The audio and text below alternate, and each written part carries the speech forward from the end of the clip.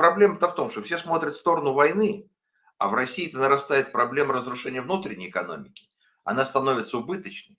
Это же страшная проблема. У вас «Газпром» убыточный, у вас «Аэрофлот» в Мгм. беде, у вас, значит, Почта России в беде, у вас «Алроса» в беде, у вас алмазники в беде, у вас вся золотодобыча России в беде. Люди говорят, ну золото, золотишко, ты поинтересуйся, как они там живут, золотодобытчики. Они же кровью харкают.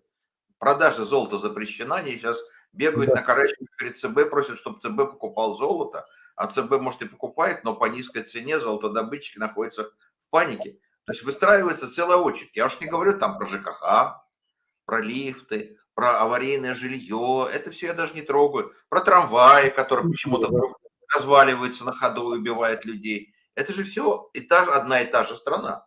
А она вместо этого, чтобы это все ремонтировать, это все спасать, она тратит деньги на оружие.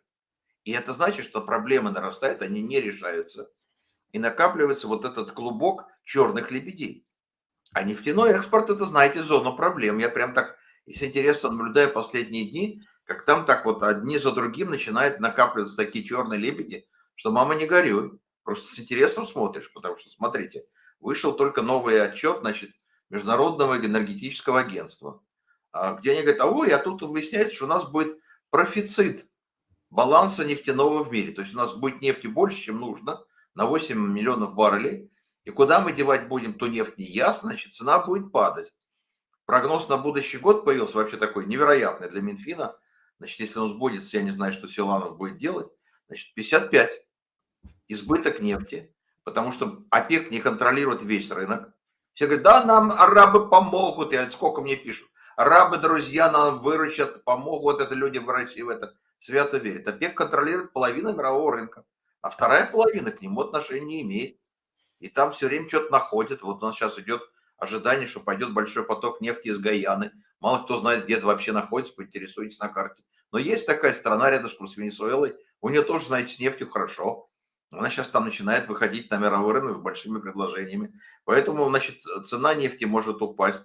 А у вас еще к тому же пошла охота на теневой флот. У вас к тому же вдруг датчане проснулись и сказали, ой, а действительно мы можем перекрыть проливы Балтийского моря. И это все рынок нефти, а это все доходы бюджета. И если это начнет обваливаться, то да что остается правительству России? Массовая, гигантская, бесконтрольная эмиссия денег. А это инфляция, это обеднение населения. Посмотрите, очень интересная история происходит. Я тут посмотрел инфляцию, знаете, посчитал жутким способом, народ возмутился в интернете на меня. Я посчитал инфляцию по стоимости контракта на СВО. Мне прислали две фотографии из Питера. Значит, плакат «Подпиши контракт, стань мужчиной». Значит, Питер, лето прошлого года, ну, 690 тысяч. И контракт только что 1 300 000. Вот 87% роста стоимости жизни солдата, идущего на фронт. Но деньги-то обесцениваются, значит, нужно как-то человека привлечь, поэтому вот уже последние недели мне пришла информация, что в ряде регионов стали предлагать 1,5 миллиона за подписание контракта на армию. Это значит, что на самом деле инфляция разгуливается, деньги, которые платят за то, чтобы ты пошел воевать, обесцениваются, и приходится усиленно наращивать эти военные предложения, чтобы хоть кто-то подписал контракт.